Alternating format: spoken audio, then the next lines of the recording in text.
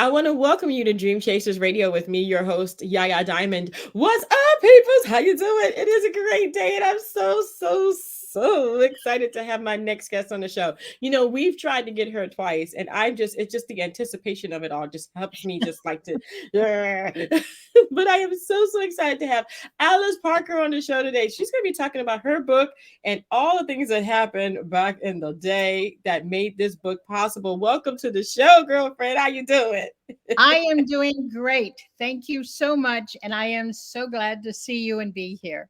Oh, thank you. It's such a pleasure to finally get you on the show. Yay! Yay.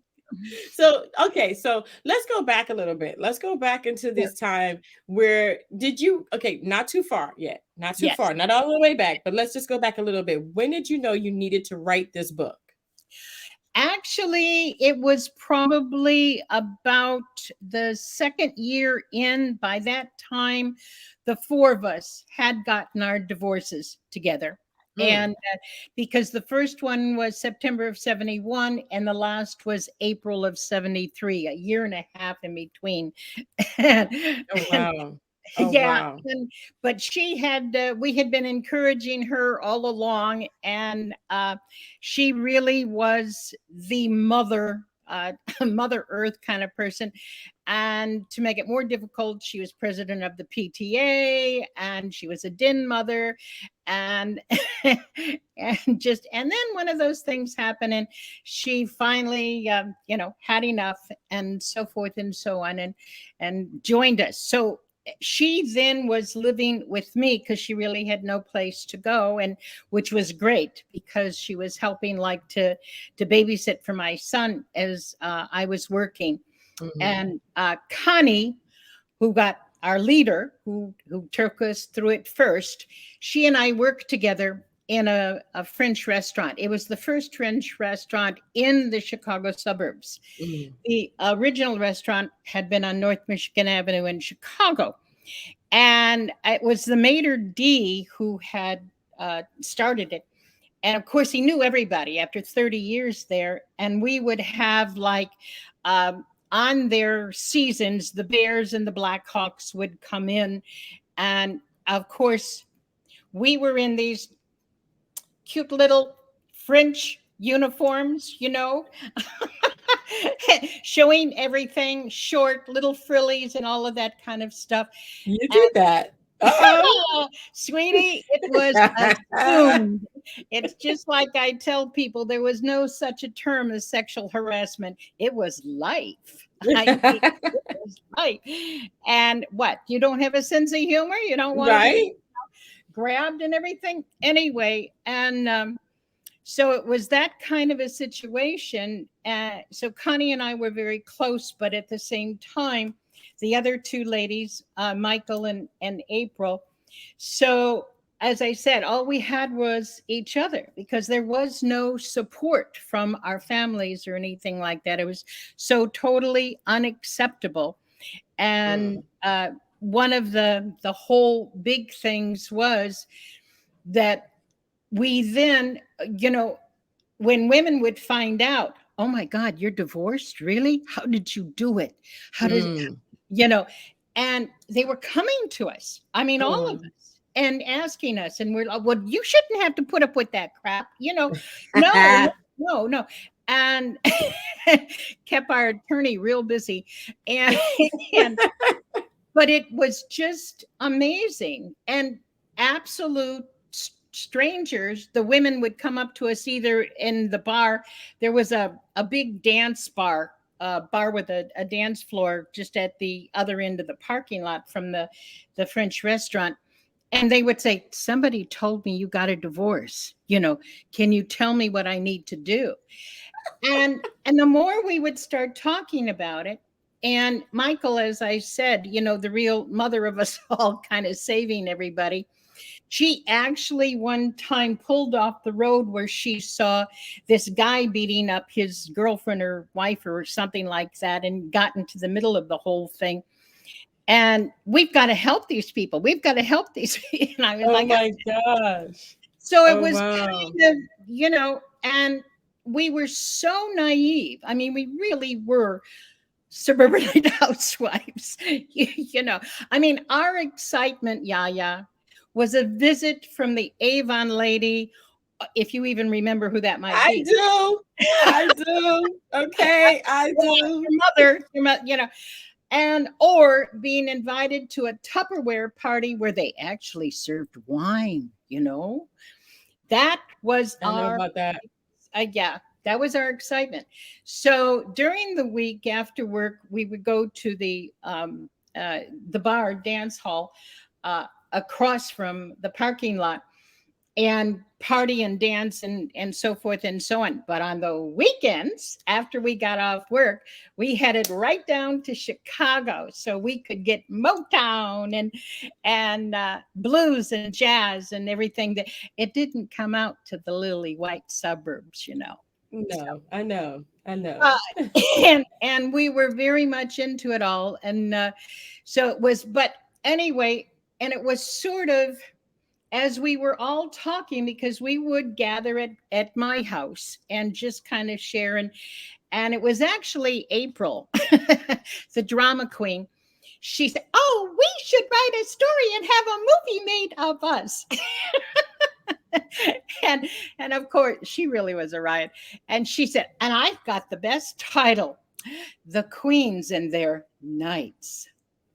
You know, and we just all went, "Oh my God." Yeah.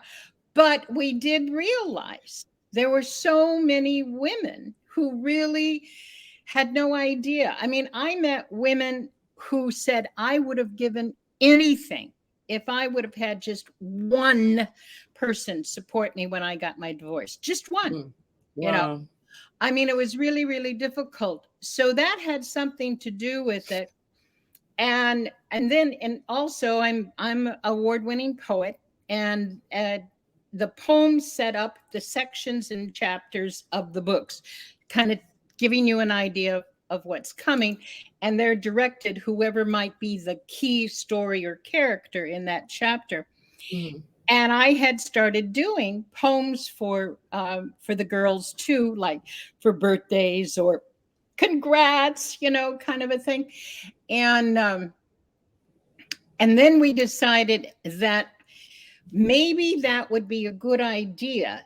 That I said I would like to do our backgrounds, not as an excuse, but what we came through with our childhoods and the difficulties and so on and so forth. Because between the four of us, again, we experienced, you know, the whole wonderful ugly gamut that goes on. Particular, you know, April with the molestation from her father, and Oh you my know, these gosh. kind of things that, you know, and the whole idea rising above. And as I said, they had daddy issues and I had the mommy dearest. But it was kind of important. And so I said, whatever you want to share with me, that is like we talk among ourselves, that's how it goes in. I said, but your personal background, your childhood, whatever you want to share with the others, you'll do that. I won't do that. I mean, Right. it's kind of respecting their Right. privacy in that Right. extent and everything. And that was part of it, how it all started. And then I have to tell you, we then decided to change names because we didn't know any innocent people. and and most of the men, or some of the men, or at the beginning a lot of the men were married, you know. Mm. And I mean, we had no interest in getting married again ourselves. No, no. And also they were so readily available back then. Well, not Right. that they aren't now, but I mean, as I said, there was no sexual harassment, and it was just kind of, and especially for myself, I was like a kid in a candy store. Mhm. Uh, as I said, my ex-husband was asexual, and so not a whole bunch in my marriage. Wow. And for the others too, they did not have that much experience beyond, you know, and we just, there was just so much going on out beyond us, especially, and, Chicago was nothing compared to LA and New York, but still for Right. us, it was a lot. And so anyway, and that's why we chose our names that we wanted to have. And then I made up names for the major characters and so forth in the book, because at that time we were thinking that it would be published, Mhm. you know, earlier. But of course, in the 70s, a 70s story didn't have that much significance. It was sort of, Right. more in later times. But anyway, but that was mainly the whole idea. So they would share with me, and as I said, if it was kind of an open topic, we would do it like when we were all together or something, and we'd laugh. And then especially all the numerous faux pas and everything, and sort of, you know, learn from our mistakes was Mhm. so much of what we were trying to say and let people understand. And it wasn't all women. There were a couple of men who, not so nice wives, who only knew how to spend money. And, but it really was the whole idea of what we went through between the four of us, and good, bad, and in between. It covered just about everything. And the book does cover 40 years, and 75% of the book is from the early 70s through the early 80s. And that by that time, we had remarried. Mhm. That for me, it was 9 years before I remarried. And Mm. unfortunately, that one didn't work out either, but it lasted twice as long. Anyway. I gotcha. And we looked at everything as lessons learned. In Mhm. other words, don't beat yourself up, don't get all upset. But the whole idea, and what are we going to learn from this? And as long as you didn't repeat the same mistake, we wouldn't hit you over the head, kind of. And what is wrong with you? And then there was just, and of course the big joke, the wild and crazy 1970s, alcohol, sex, drugs, and rock and roll. And just again the naivety and the mistakes. And what I always felt was probably one of the funniest stories, in even toward the beginning of the book, because I was only divorced a month when we propositioned the movie star. Mm. Oh And my gosh. can you imagine? Wow. Yeah, this little housewifey, and as I said, alcohol was involved. But it was one of those things. We'd gone to see his play, which he had done on Broadway, up at the Arlington Theater in the Round. And I named him Bobby Ryan. And so you'll get a clue. Anyway, and Connie had never met anyone really famous before. Okay. Mhm. So she was just so overwhelmed, and it was just jammed in the lobby afterwards because, big hint, he did the first centerfold in Cosmo. And if you remember, or if you might have heard, anyway, and it was just jammed with women. So we went back to the bar and we sat and we had a couple more drinks, and then we came out and not so many people. So we went up to ask for autographs. Okay. Now, we were both quite shapely, shall I say. Okay. I gotcha. And I'm wearing a bright red pantsuit, and she was wearing like a navy blue or something like that. And of course, most of the other ladies were older. All right. So when he saw us, he was like, oh, my night has really gotten better. Oh my gosh. Oh, yeah. Anyway, it goes, and I go through the whole thing, but it was, and we got him to sign and joking around. And then we went back to the bar, and she said, we have to think of something else. We have to talk to him again. I've just got to talk to him again.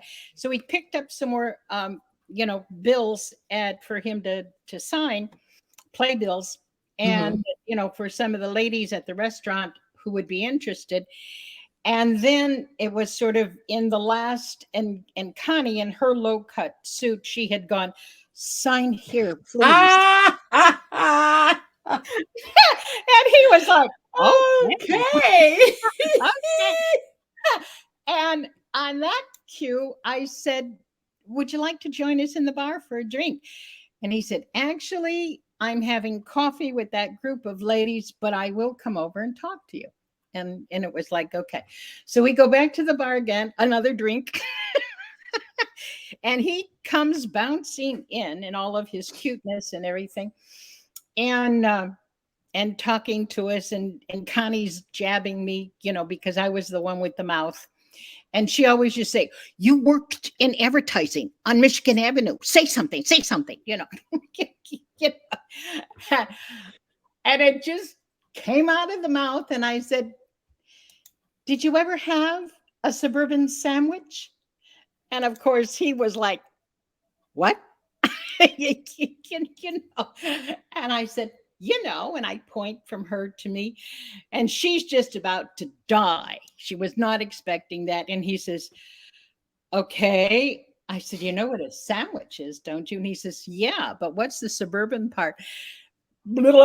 I said, extra mayo.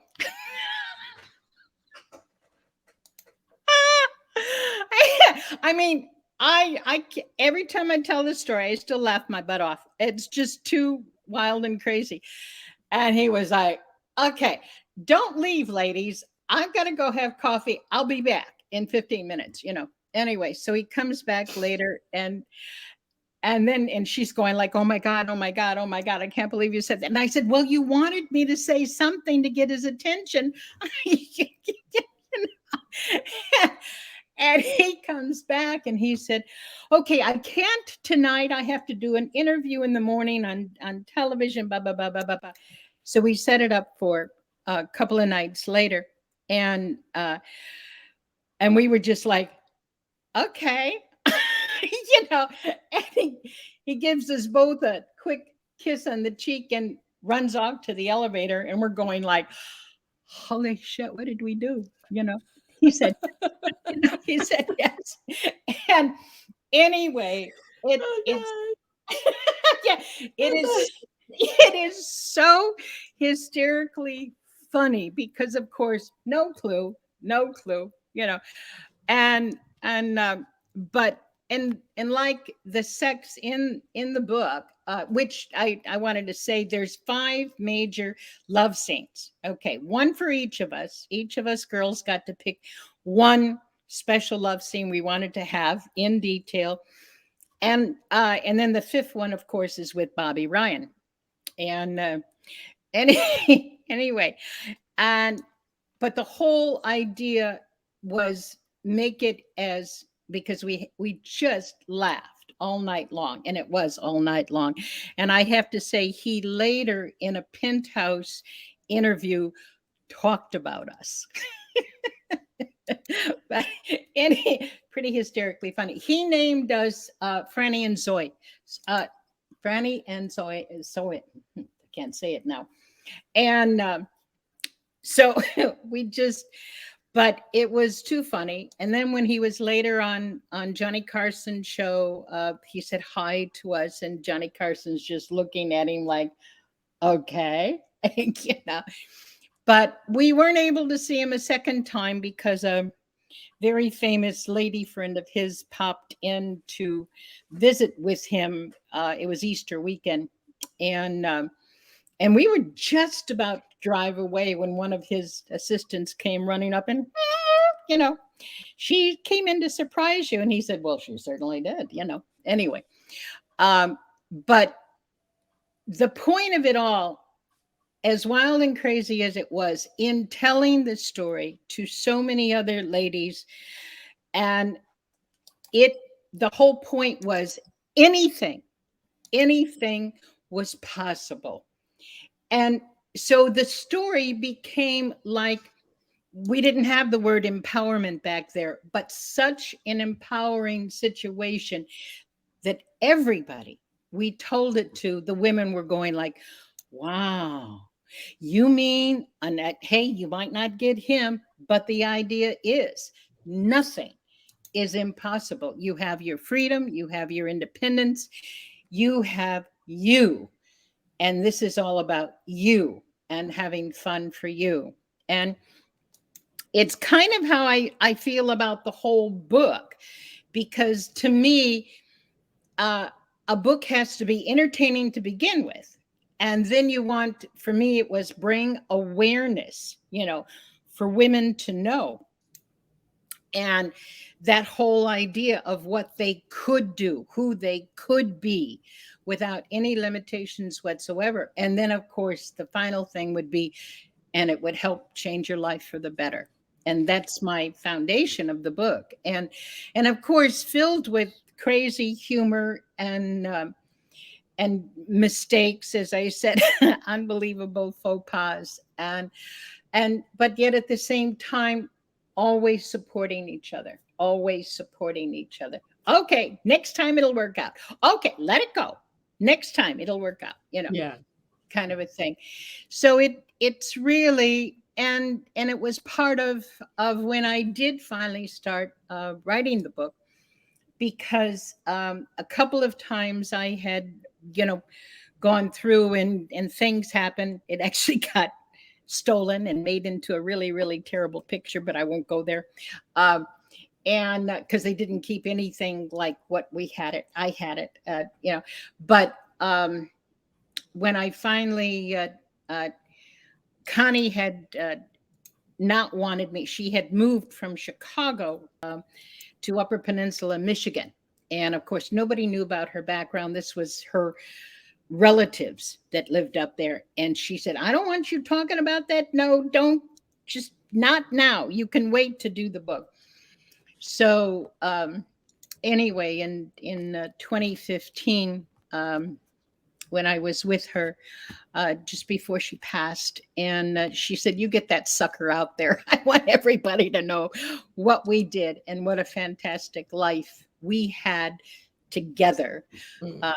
And what we accomplished. I mean, in going from those little housewives, to, yeah, really people who found our own way. It did, kind of a thing. And I mean, you've seen from my bio, I've kind of accomplished quite a few big things. So Yeah. yeah, it's the passing it on. And that's where I feel that that's the important thing. And women do have to understand, because some of them, even today, it amazes me how many women, they still get controlled, either their parents or their husband or whomever, Yeah. type Yeah. of thing. So, but it's, Wow. yeah. You Yeah. guys. Oh my goodness. and, and and the men that we were involved in too. I mean, that's where it was absolutely a riot. I mean, me alone. I mean, I had a judge, I had an attorney, I had a biker, you know, and the others too. So, it was like, okay, well, seemed like a good idea at the time, or wow, that was more than I expected. But and so and I have to honestly say, I have no regrets. I mean, there's a couple of things that was not clever, but it was a huge, huge lesson. Yeah. And that, and because there were a couple of things that even flabbergasted me, type of a situation. But it really, it really was pretty wild and everything. But then as we did grow and change and grow and change, and we would always come back together, because I was the first one to leave the Chicago area. And but I would always come back, and then we would always get back together and everything. So, and then we always kept in touch too. I mean, that's one of the things I had someone say something to me. What did you do without cell phones and texting? I said, well, it's pretty amazing what you can do, and Yep. you want to do, or something. Definitely. So, yeah. So Definitely. it really was a totally different time, and I know women who have read the book and share their stories with me as to how unbelievably controlled. I mean, I actually, one woman who's telling me she had just started working as a teacher and she'd gotten a divorce, and she went to get a library card and they said, well, who's going to sign for you? And she's like, I'm a teacher. I'm an adult. Yes, but you're divorced. You have to have either your father or your ex. And she was like, I don't think so. You know, No. I mean, just I mean, most people know you couldn't get a credit card and those kind of things. And we were lucky. Several of our friends we met through the bar had dealerships, so we didn't have a problem getting new cars. But the whole kind of situation with, you know, what you could be dealing with there, it's just, you're an entity, you are not a person. And Yeah. you know, Yeah. yeah, really That's kind of crazy. amazing. Yeah. That's crazy. Now listen, okay. I'm just gonna say this, Alice. I'm gonna just put this out there, okay? Okay. Hey, I'm an open. Girlfriend. Okay, wait now. Wait, hold on a second. Girlfriend, you had it going on. I'm not gonna lie, okay? You did the do. Ain't nobody gonna think that beautiful Alice, the way you are today, you so kind and sweet looking, but girl, you did it. You did the do, girl. What? Yaya, I have to tell you, one of the funny things I was told, one of my poetry groups that I'm in, really good guy, you know, close friends and everything like that. And he finally got around to reading the ebook. And he came up to me and he just keeps looking down and looking down. And he said, I can never look at you the same way again.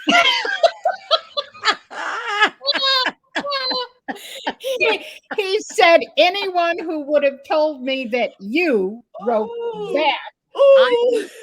and I think that's one of the things that really makes me proud. It's sort of like nobody has to stay what they were, but as I said, have a sense of humor. If you can't laugh about it, and if somebody can learn from it, to me that's everything. To me that's the most important thing. But yeah, I've had several of my a couple of the men in my networking group, and I try to warn people ahead of time just to make sure, you know, it is R rated, and it was the 70s, and Yeah. okay, and then it's like, was that really you, or was that really true, you know?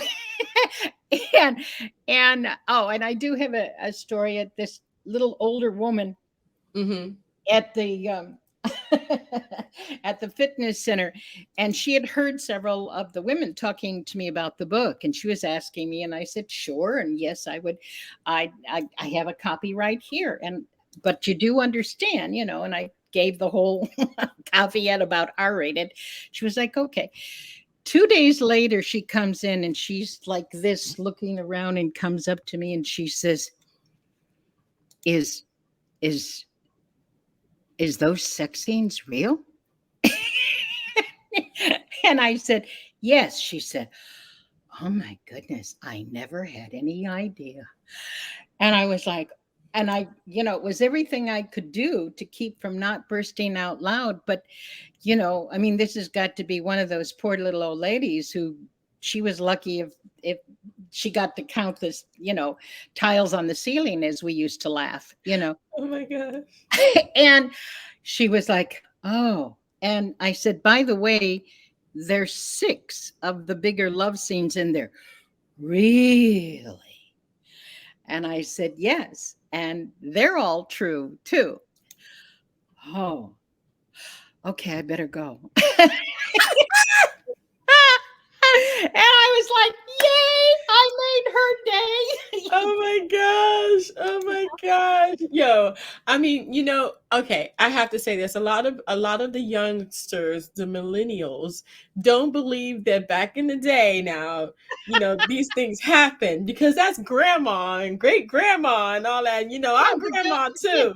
but So, but yeah, we were 25 and 26 years old. I hear that. You know, so it's like we would have never believed it either. The fact that me at my age and a grandma, uh, I'm totally comfortable talking about sex.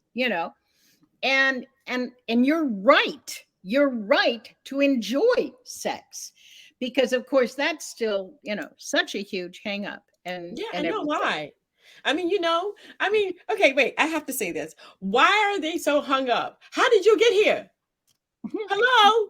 Everybody in the world, how the heck did you get here? You got here because of that.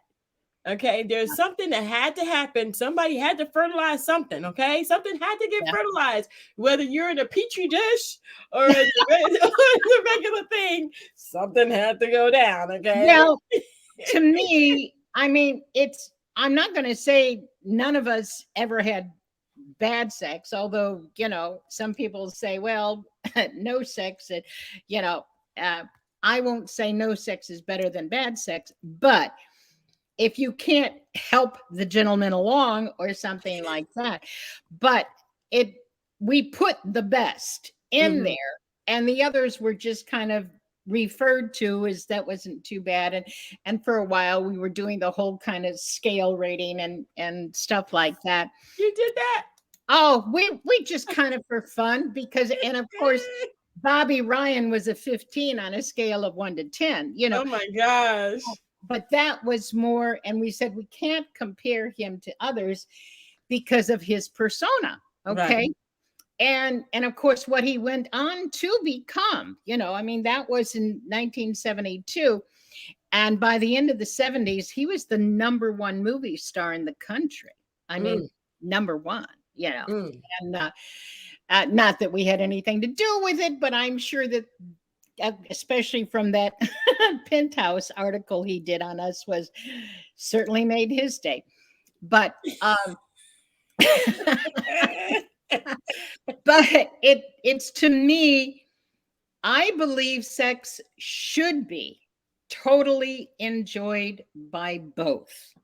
And I think that's one of the things that some women, because of their mothers, probably they never enjoyed it, you shouldn't. That, and I'm sure that was my mother's whole problem, because she would always say sex. Oh, and that was another wild question I got asked by someone, and again, about is it all true? And I, oh yeah, only the names changed. And said, did your mother really check your underwear when you came in from a date? And I said, oh yeah, that was my mom. A little weird, you know. She was so, and I mean, I was a virgin when I got married at 20, only because of who I was marrying, I guess. But it just kind of one of those situations that I would not let her problems, her obsessions, her anti sex. I knew there was good sex out there. I'd heard other women talking about it. And of course, the more that you learned about your participation in it and that whole situation. But I think that's huge for so many women to understand. They have a right to enjoy sex and a Right. right to have a partner who wants them to enjoy sex, Yeah. and that's huge. And even Wow. today, I mean, it's one of the things I say, Yaya, Mhm. that um, so little in relationships has actually changed in 40 years. And Yeah. one of the things, like I started talking earlier about the importance of the music in the that I want, like particularly for the streaming TV series, is not only the music of the time, but the lyrics are so similar. The music style might have changed, but the lyrics, it is and always will be 90% about relationships. Yes. That's, finding it, losing it, getting it back, blah blah blah blah blah. And that's one of the things that I want to have in the streaming, is that this is what, could was being played then, this is what's being played now. And the Right. similarity between, as I said, it's it's sad, but it's kind of, maybe those kind of things can get people to talk about it. I think if they Right. talked more about it, and that would be part of it, because I do feel, as I said, the music's so very, very important to us, our escapism, our letting go and having a good time and dancing our little butts off, and that whole kind of thing, and of course meeting men, type of a thing. and Definitely. and that, yeah. And remember, back then you didn't really have any groupies or church thingies that accepted singles or divorcees or anything like that. The only place you generally met a man was in a bar or dancing or whatever. Yeah. Yeah. Wow. Wow, Yeah, this is amazing. This is amazing. I mean, we have a limited time today, and I wish I could yeah, talk to you. I have so many more questions, but really quick, there is one question. If you can yes, answer within like a minute. sure, Okay. Sex after a certain age, can it be enjoyable still? yes, yes. Mm. Okay, now myself, I I feel I can. I would prefer, either knowing that the partner can perform or getting a younger partner. And it is amazing that there are men younger than me who are interested. Oh my gosh. Oh, and that brings out the saying. I have to say this. I have to say, I'm gonna say it. I'm gonna say it, guys. It's Okay, like, hey, okay. okay. So if you haven't found your partner yet, don't worry. He may not be born yet. Well, I wouldn't go there. I mean, generally, I've kind of tried to keep it to not more than 10 years younger. Well, no, I'm talking about like say you're 30 years old Oh, and yeah. Oh, or yeah. you're 20 years old and Sure. he's just Sure. being born. Yeah. Yeah. Oh, yeah. No, that I mean, if you're talking about the mid 20s and stuff Right. like that, Yeah. yeah, Yeah. don't, but take it the other way too, Yeah. because a lot of times, because we had a lot of older men, Mm-hmm. and not only because they were ready to get some different experience, but at the same time, they weren't in a rush situation. Right. Okay, and there were men that we knew they didn't want to start if we didn't have at least an hour to enjoy each other.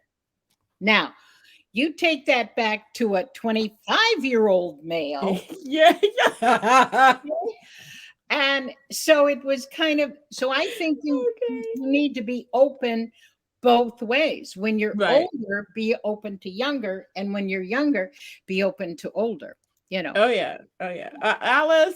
Alice, we're gonna have you back on the show to talk about this because Oh, anytime, this my dear, anytime. girlfriend. Let me tell you something. You just hit a spot. I'm sure my listeners are gonna be like, what? Read the book. Read the book. It Read the and book. Read the yes. book. It's called Choices, Changes, and Friends, 1970s After Divorce, the true memoir by Alice Parker. I'm going to go ahead. She's got her website at that's a dash, not an underscore, but a dash, a-wonderland.com. And I'm just so excited to have had you on the show, girlfriend. I didn't even know this was going to go this way, but it's okay. It's okay. Good, good. Laugh. You Alice. got to laugh. Alice, girlfriend, Alice. Oh my gosh, girl. Thank you so much for being on the show. I appreciate it. Thank You you. guys, Thank you. if you've had a treat, Alice is giving it to you. You need to go ahead and share this video. Don't forget to check out a-wonderland.com. Choices, Changes, and Friends, 1970s After Divorce, a true memoir by Alice Parker. Man, Okay, look, just don't come back to me after you read it. Just go to her website. Just don't do that. All right, guys. I want to thank you so much for tuning in. And until next time, don't forget to dare to be different. Ooh, bye.